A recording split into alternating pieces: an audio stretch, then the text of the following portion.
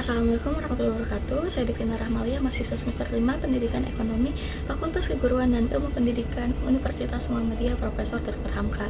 Di sini saya ingin mengajak kita semua untuk melakukan refleksi salah satu hal yang paling mendesak dalam pembangunan berkelanjutan, yaitu SDGs 1 terkait tanpa kemiskinan. Nah, di sini kita ketahui bahwasannya kemiskinan bukan sekedar tidak punya uang ataupun tidak punya materi. Namun kemiskinan itu merupakan ketidakpastian kesempatan, ketiadaan akses, dan juga seringkali ketiadaan harapan di masyarakat. Nah, kondisi saat ini meskipun Indonesia terus berkembang, namun pada faktanya lebih dari 9% masyarakat masih hidup di bawah garis kemiskinan. Nah, kondisi jauh lebih berat di wilayah-wilayah terpencil, tersisir, ataupun pemukiman yang padat penduduk. Nah, namun di sini kita sadari bahwasannya kemiskinan bukanlah suatu takdir. Kemiskinan itu masih bisa kita ubah gitu, karena kemiskinan merupakan masalah struktural yang masih bisa kita ubah dengan cara kita sendiri. Nah, di sini kenapa sih kemiskinan itu bisa menjadi masalah yang struktural dan bertahan begitu lama? Itu ada 3 penyebab utamanya. Yang pertamanya itu akses pendidikan yang rendah.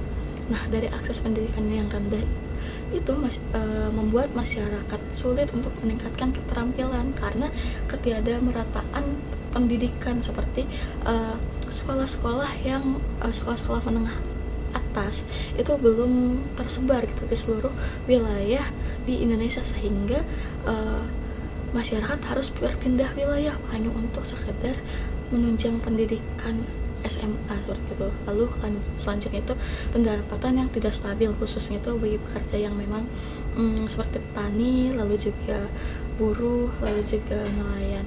Nah, dari pendapatan yang tidak stabil itu membuat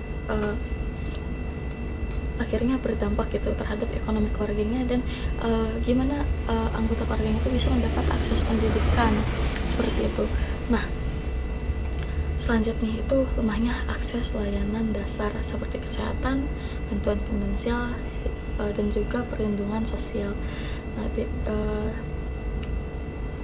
seperti tadi halnya pendidikan juga pasti membutuhkan biaya ya teman-teman. Nah, dari situ juga dari bantuan yang tidak merata ataupun bantuan yang salah penerimanya itu juga bisa menyebabkan kemiskinan itu akhirnya merupakan masalah struktural, karena orang-orang yang mendapatkan bantuan secara finansial itu bukan orang yang seharusnya. Itu merupakan salah satu yang harus dievaluasi dari kebijakan Indonesia seperti itu. Lalu selanjutnya ini dari kondisi tersebut itu yang membuat lingkaran kemiskinan yang menahan keluarga itu miskin secara turun-menurun. Nah, gimana cara memutus lingkaran ini tuh bukan sekedar bantuan, namun kita itu membutuhkan pemberdayaan dari pemerintah seperti edukasi dan juga pemberdayaan secara berkelanjutan, tidak hanya sekedar memberikan bantuan dan dilepas begitu saja, karena itu tidak bisa menjamin bahwasannya bantuan yang kita berikan sesuai gitu dengan tujuan kita. Karena memberdayakan masyarakat itu berarti kita membangun kemandirian di masyarakat, bukan ketergantungan seperti itu.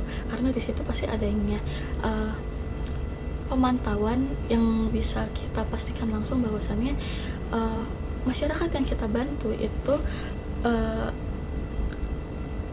ekonominya itu menjadi stabil. Nah, di situ ada 3 strategi penting yang harus untuk dapat merealisasikan hal tersebut.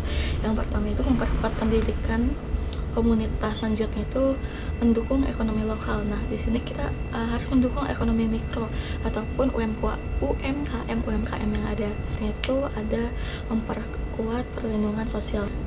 Di sini SDGs tanpa kemiskinan bukan sekedar target global. Ini adalah komitmen kemanusiaan agar setiap orang memiliki kesempatan yang sama untuk hidup lebih layak. Nah, ketika kita membuka akses, ketika kita memberdayakan masyarakat, ketika kita berani terlibat, kita bukan hanya mengurangi angka kemiskinan, namun kita juga sedang memperbaiki masa depan yang inklusif dan berkemajuan. Baik, sekian dari saya. Terima kasih. Wassalamualaikum warahmatullahi wabarakatuh.